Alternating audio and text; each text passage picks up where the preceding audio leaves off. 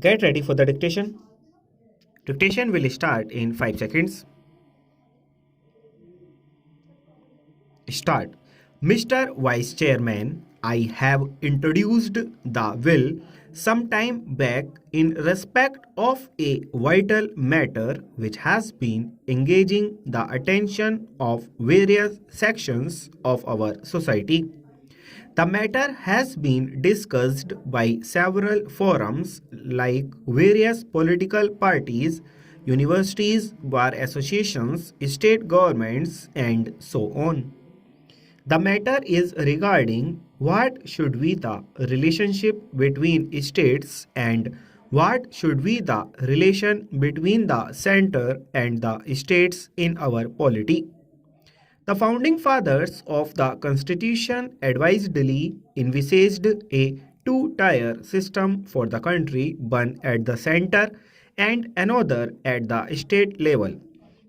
And they suggested that there should be a coordinating forum to harmonize relations between the union and the states in various fields. India is a very large country and a centralized administration is not compatible with the diversity or the efficiency needed for such a vast country like ours. Article 263 was thought of as a way on to coordinate and harmonize the relations between the center and the states and between the state themselves. University in and diversity were accepted as natural in a situation like ours and they provided a device, mechanism, and apparatus and to deal with situations which may lead to conflict or controversy between the states and between the union and the states. Mr. Vice Chairman, India has been divided in the past.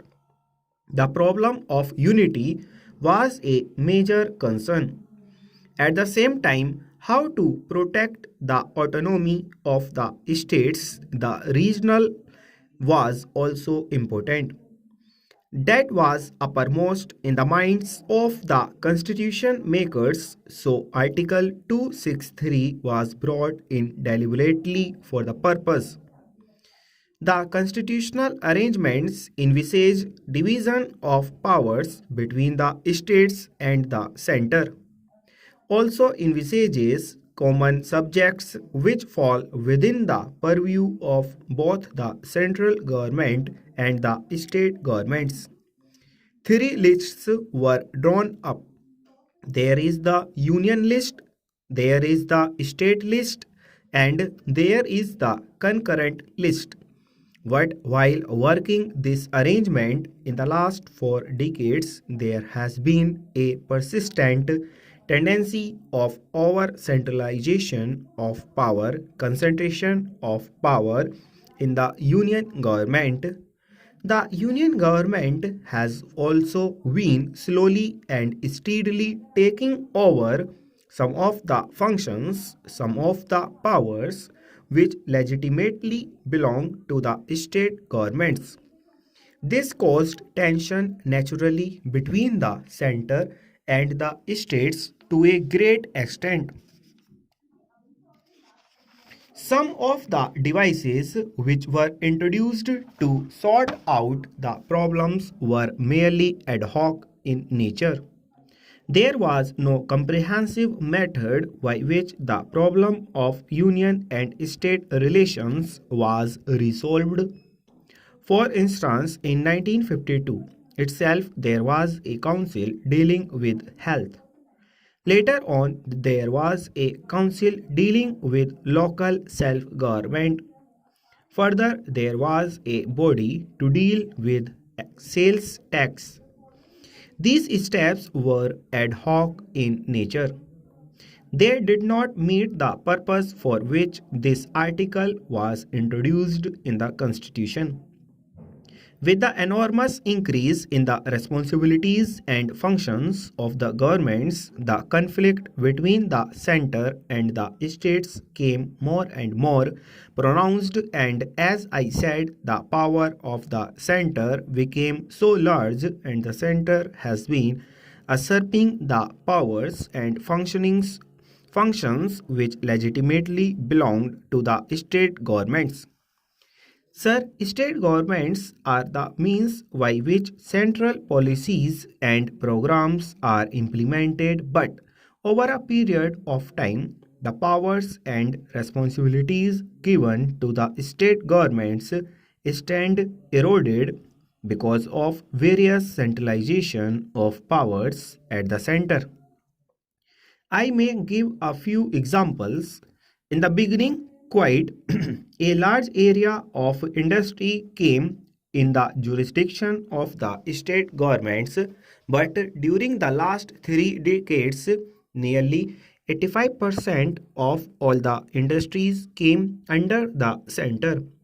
Only 15% remain with the state governments. In the case of taxation, all the flexible, elastic sources of revenue came under the purview of the center. The inelastic sources were given to the state governments. In the case of administrative services, all India services, the earlier purpose is not being realized. The purpose was that the All India services should have a national perspective, should serve the nation as a whole without endangering the legitimate interests, the powers, the control of the state governments. But in actual practice, this is not happening. The state governments have not considerable control over the All India services. They cannot enforce discipline over them, and the All India service personnel working at the state level in a way are a law unto themselves. The state ministers and the government at the state level have become powerless to deal with the All India services which are functioning within the state. Take again fiscal matters. The government of India has assumed enormous powers to dole out its assistance to various state governments in its discretion. The discretionary power of the center has increased enormously in giving grants, in giving assistance to the state governments at its will. No norms have been drawn up. Full stop.